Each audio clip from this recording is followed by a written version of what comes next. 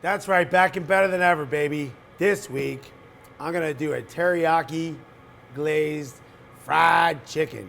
First, I have my chicken. We're gonna take teriyaki sauce.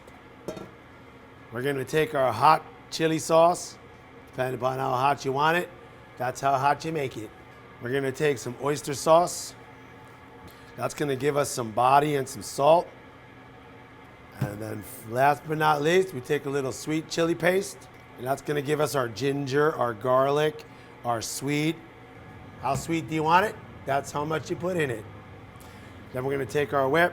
We want this the consistency of, let's say, barbecue sauce or ketchup. While that's sitting and waiting, we're gonna take our chicken and we're gonna bust it up.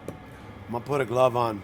We're gonna take our bird and we're gonna sit him upright on my cutting board. And then I'm gonna go down the backbone.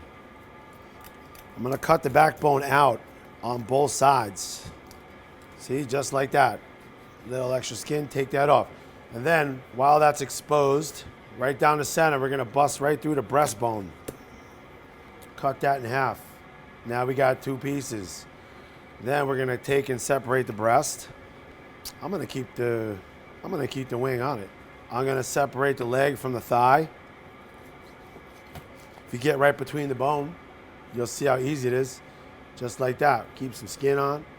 Do it again to the other side. There you have it. One chicken turned into 6 pieces. Now I have seasoned flour, garlic powder, salt, pepper, and we're just gonna roll our chicken in it. I didn't do anything to the chicken before I'm rolling it in the flour. I personally don't think you have to. If you season the flour enough and you have a great tasting sauce to dip it in, to toss it around in, you don't really have to do anything to it. Let the bird speak for itself.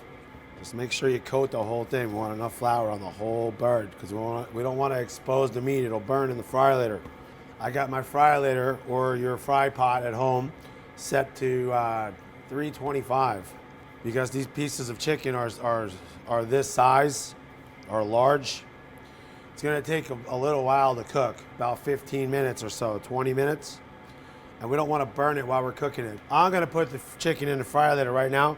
That way we got some time to do other stuff.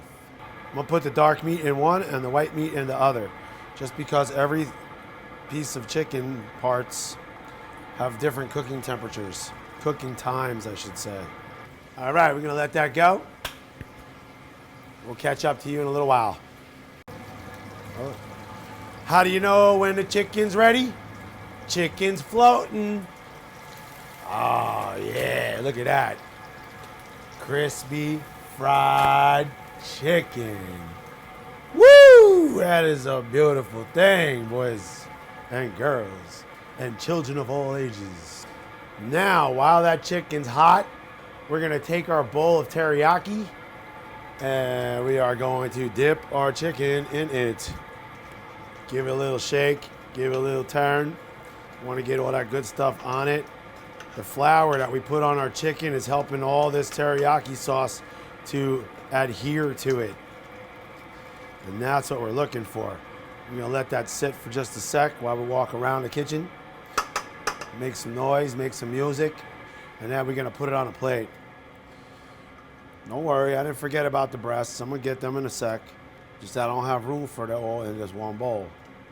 Now we're gonna take our big ones, the breasts, the breastises, and we're gonna throw that around just like we did the last ones. So we wanna get this in all the cracks and crevices. Plus we left the wings on. See, you gotta move it around. See, there's some dry spots in there? You can take a spoon, you can take your fingers, you can just maneuver it. They should all make fried chicken like this. The world would be such a happier place. We're gonna give this glisten one last coat of love. I want this all over your fingers. And then we're gonna finish it with some scallions. I made a little coleslaw for it. And hit it with some sesame seeds. And there is fried chicken teriyaki, my way.